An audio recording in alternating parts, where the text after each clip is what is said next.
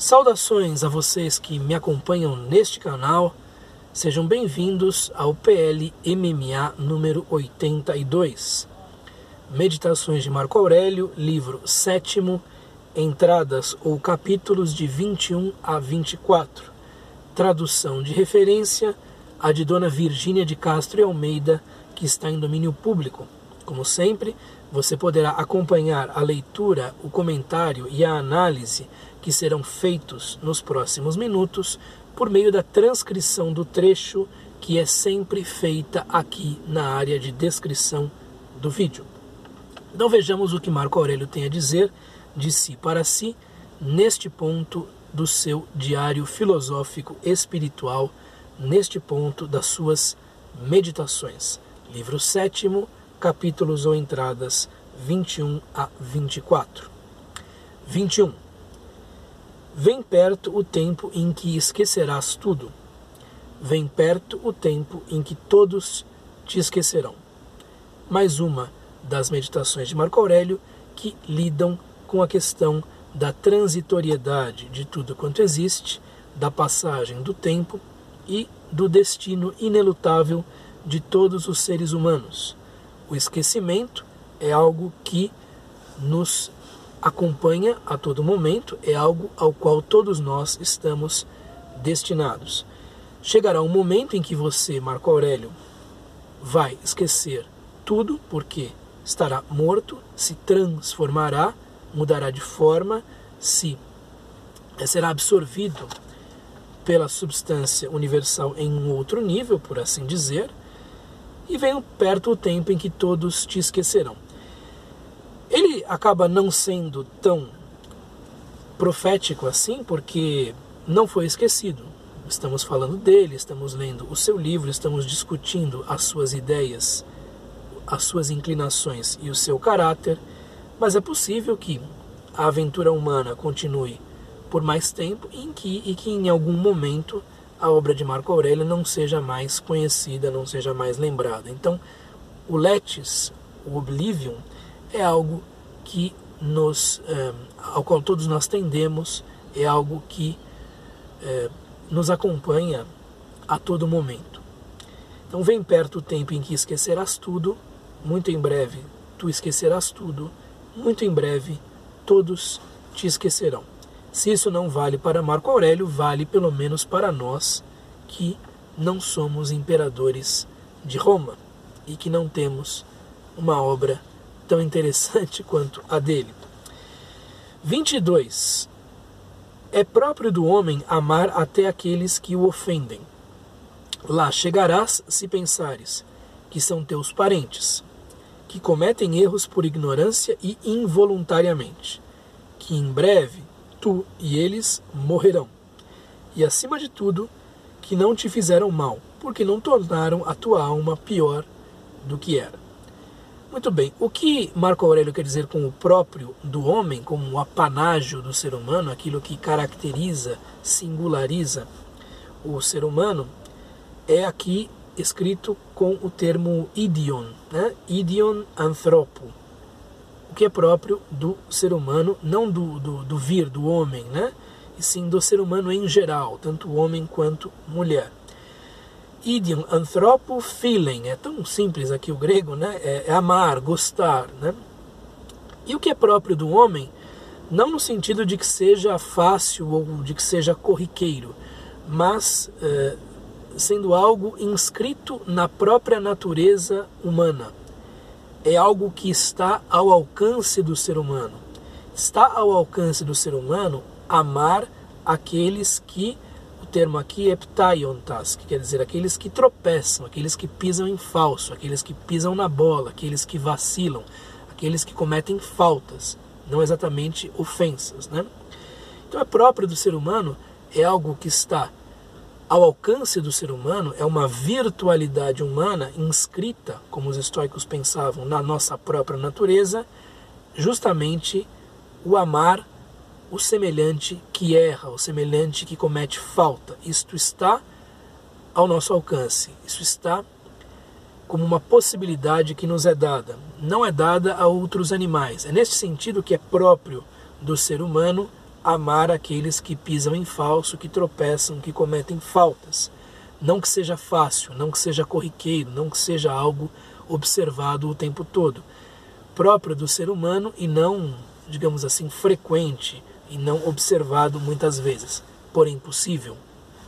Então o amor ao semelhante que comete faltas, ao semelhante que pisa na bola, ao semelhante que pratica algum tipo de mal, é possível porque isto está inscrito em nossa própria natureza.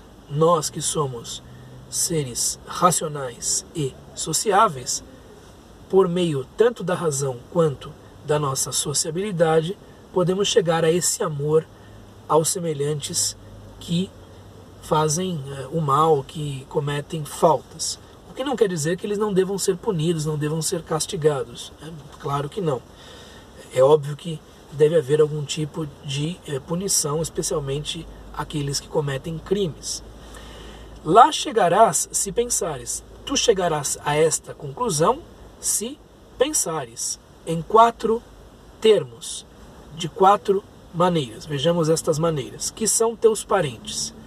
Os estoicos acreditavam que os seres humanos e os deuses viviam em uma imensa comunidade universal, em uma imensa cidade cósmica, que era a cosmópolis. É algo que eles herdam dos cínicos. Como todos nós somos cidadãos da mesma cidade universal, como todos nós somos filhos de Deus, é um outro modo de colocar a mesma coisa, como todos nós somos semelhantes e partilhamos a semente racional que nos foi colocada na mente, devemos, por meio de um desdobramento daquilo que os estoicos chamavam de oikeiosis, que é uma familiaridade que o indivíduo tem primeiro consigo próprio, depois com os seus familiares e depois com os seus conhecidos, depois com a sociedade inteira, chegar à conclusão de que devemos considerar nossos semelhantes, mesmo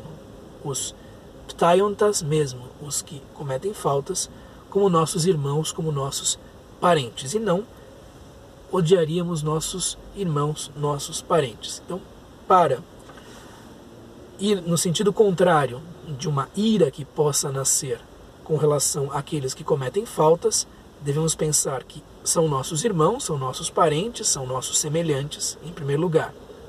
Em segundo lugar, um outro axioma estoico, uma outra visão tipicamente socrático-estoica, é a seguinte, que cometem erros, cometem faltas por ignorância e involuntariamente. Certamente, o nosso senso comum, bastante impregnado de pensamento cristão, sobretudo agostiniano, não aceitaria algo assim de pronto. Como assim? Existem pessoas que cometem faltas sabendo o que estão fazendo. É o que o agostinianismo postula, aquilo em que o agostinianismo insiste. No entanto, Sócrates defendia a ideia de que aqueles que cometem erros, cometem faltas, o fazem porque não entendem o que é o bem propriamente. Ainda que possam ter um vislumbre do que seja esse bem, não o entendem, portanto são ignorantes. Há uma equalização entre a malignidade e a ignorância no pensamento socrático, e os estoicos vão na mesma direção, vão pela mesma seara. Então, não há uma voluntariedade na prática do mal, segundo Sócrates. A ideia de vontade também era diferente antes do cristianismo. Agostinho supõe que a vontade e o intelecto sejam coisas separadas. Então, o indivíduo teria a intelecção, por assim dizer, o entendimento do que seja o bem e do que seja o mal, porém, não teria força na sua vontade para agir segundo os ditames, enfim, de uma lei divina, qualquer coisa assim. Os estoicos, seguindo Sócrates, pensam que as nossas ações são resultado daquilo que nós vivemos e do modo como pensamos. Portanto, por meio da correção do pensamento, seria possível chegar à correção da própria ação. É algo em que Sócrates insiste e no qual os estoicos também insistiam bastante. Então a ideia de que se comete erro por ignorância involuntariamente é central, seja no pensamento socrático, seja no pensamento do Pórtico, e eu acho que torna mais simples esta espécie de perdão aos nossos semelhantes que vacilam, pisam na bola, cometem erros, do que a suposição de que o fazem por uma malignidade intrínseca. É mais fácil, pensando-se dessa maneira, chegar a uma espécie de perdão, chegar a esse amor mesmo aos que tropeçam. O segundo termo é esse aí. Cometem erros por ignorância e involuntariamente. Não sabem muito bem o que é o bem. Não têm uma compreensão profunda do que seja o bem e do que seja o mal, e por isso não agem em conformidade com o bem. É uma visão muito mais otimista acerca da natureza humana do que a cristã, sobretudo depois de Agostinho. Que em breve tu e eles, os que erram, os que tropeçam, estarão mortos, morrerão. Também algo em que Marco Aurélio insiste bastante. É necessário, portanto, amar aqueles que tropeçam, os que cometem faltas, os que cometem erros, porque a vida é curta, em breve nossas situações estarão equalizadas, igualadas pela morte, e contagiar-se com os maus sentimentos advindos de uma compreensão errada do que seja pisar em falso, errar, é algo que acaba estragando a vida. Como você e essas pessoas estarão mortos depois de algum tempo, é necessário aqui se livrar, né, desse peso e buscar amar mesmo aqueles que erram.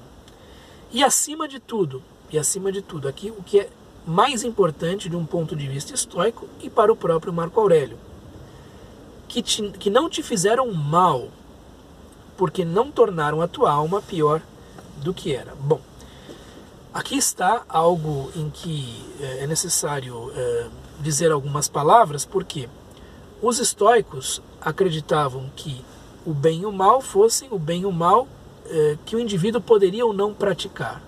Então existe o hegemonikon, que é a mente diretora, a faculdade que nos dirige. Esse hegemonikon é, por assim dizer, e pela sua própria natureza, intransponível, inexpugnável. Ele pode constituir para si uma cidadela que é, enfim, que não é possível atingir, inexpugnável, se estiver bem educado, se receber a educação filosófica. O indivíduo só percebe como mal aquilo que ele considera mal, e só percebe como bem aquilo que ele considera bem. Os estoicos, portanto, acreditavam no seguinte: se a pessoa em questão fez mal ao nosso corpo, fez mal à nossa reputação, fez mal à nossa família, fez mal, enfim, à nossa sociedade, etc, etc, ela fez mal a coisas que estão no campo dos indiferentes. Ela fez mal a coisas que nós não podemos controlar. Portanto, não é exatamente um mal. O mal é o mal que o indivíduo pratica, que ele escolhe fazer, que ele escolhe praticar. Isso sim é um mal. Eu não tenho controle, por exemplo, sobre o modo como as pessoas vão agir comigo. Portanto, eu não deveria ver uma ofensa, um ataque, qualquer coisa do tipo, como um mal para mim. Porque se eu vir isso dessa maneira, eu me contaminarei com a paixão respectiva, ou a ira, ou a tristeza, ou qualquer coisa do tipo. Então o hegemonikon do indivíduo é blindável, é suscetível de um fortalecimento que o torna impossível de atacar, pelo menos em teoria, né? Como esses indivíduos que podem atacar o meu corpo, a minha família, os meus bens, etc, etc, não tornam o meu hegemonikon, porque aqui não se fala de alma, fala-se de hegemonikon, né? Pior do que era, não é um mal em termos estoicos. Como não me forçam a praticar um mal, não estão fazendo um mal propriamente, ok? Então estes 4 pontos são interessantes de se ter em mente quando estamos lidando com esses nossos semelhantes que ofendem, que atacam, que são violentos, antissociais, que tropeçam, vacilam, cometem erros, cometem faltas, né? Pecam em termos cristãos. São nossos semelhantes, portanto somos mais ou menos parecidos, iguais a essas pessoas, fazem esses erros porque não compreendem muito bem o que seja o bem e o que seja o mal, tem uma compreensão falha a esse respeito. Nós dois, ou nós todos, estaremos mortos depois de algum tempo, como dizia Keynes, né, o grande economista. No longo prazo estaremos todos mortos, portanto, contagiar-se com maus sentimentos, com paixões tristes, não é uma boa ideia. E nosso hegemonicon é algo que está totalmente em nossas mãos. Nossa mente é algo que dominamos ou que deveríamos dominar completamente, e esses indivíduos não conseguem atacar-nos nesse ponto, a não ser que nós o permitamos, a não ser que nós demos a eles essa permissão. E um dos tradutores franceses, que é Barthélemy Saint-Hilaire, diz o seguinte, né? O perdão, não é exatamente perdão, né? Mas enfim, o perdão às ofensas é um fruto da reflexão. É algo que está sendo colocado aqui, né? E os motivos que Marco Aurélio dá para isso são de uma força irresistível para a razão. São totalmente racionais.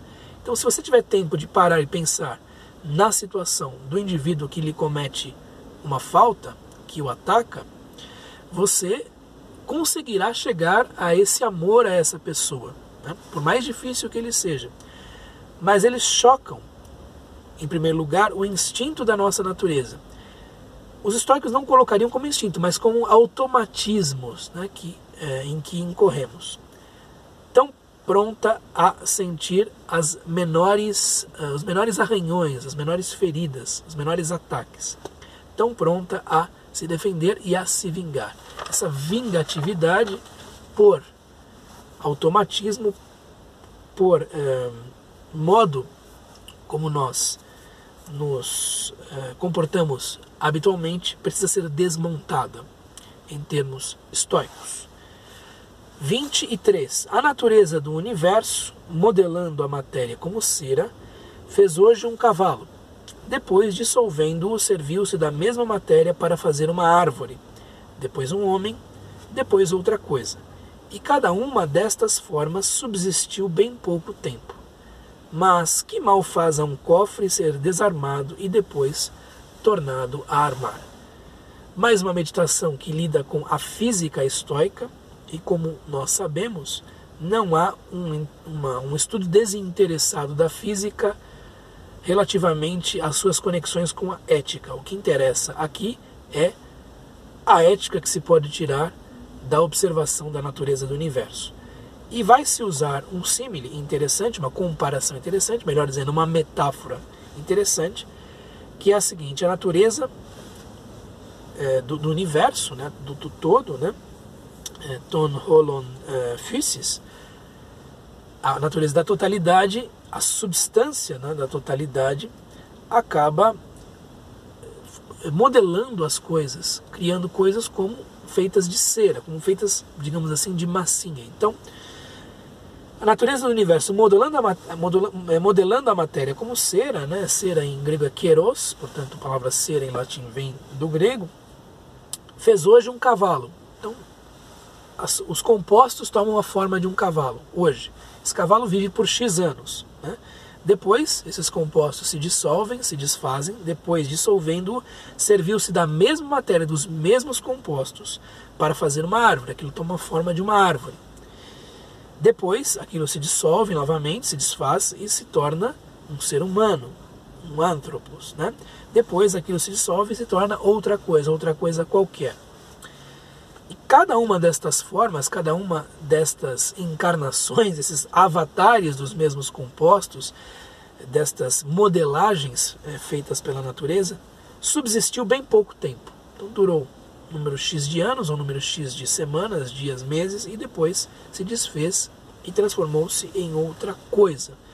Então a ideia aqui é que Marco Aurélio, escrevendo de si para si, seja levado a perceber que a substância universal, por meio da sua do fato de que pode ser, por assim dizer, atuada por uma espécie de intenção, por aquilo que é o causal, né, como eles diziam, toma certas formas de tempos em tempos, certas formas que são precárias, que são transitórias e que logo depois são desfeitas para que outras coisas se montem, sejam feitas. Como nós sabemos, os átomos que fazem parte de nosso corpo, que criam as moléculas, células, órgãos que nos compõem, vieram do interior de estrelas. Nós somos feitos da poeira de estrelas.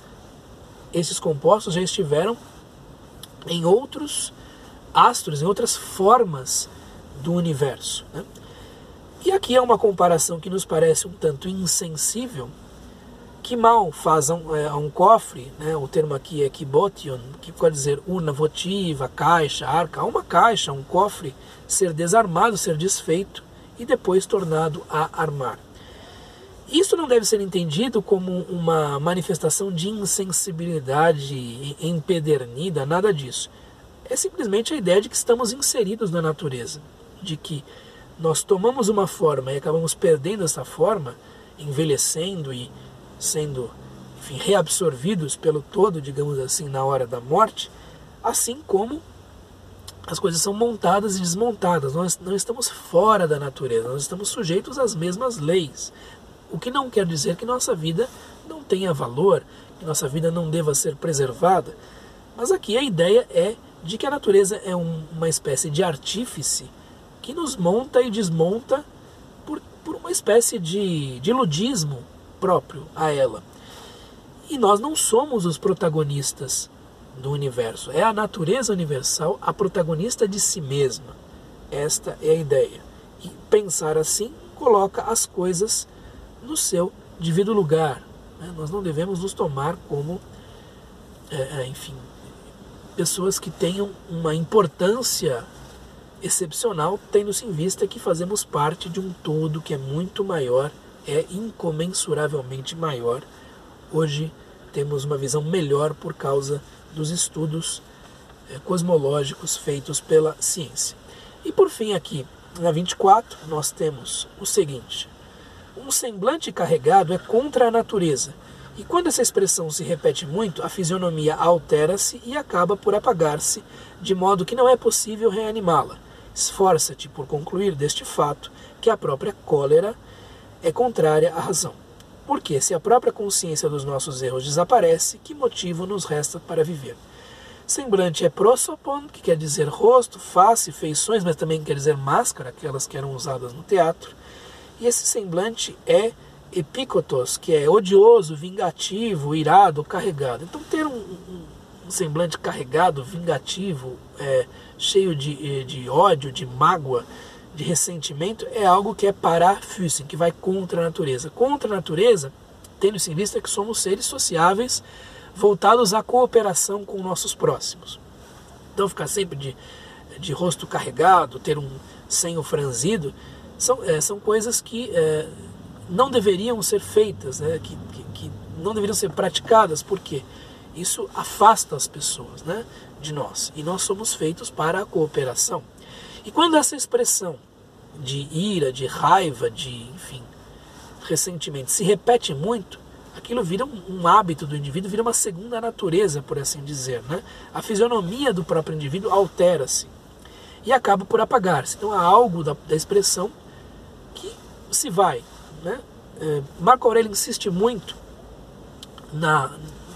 naqueles exercícios de gratidão que faz no livro primeiro, na união entre gravidade e doçura, quer dizer, seriedade, mas uma certa ternura, uma certa brandura, que ele vê naqueles grandes mestres com que teve a oportunidade de estudar, e vê no próprio Antonino Pio, né?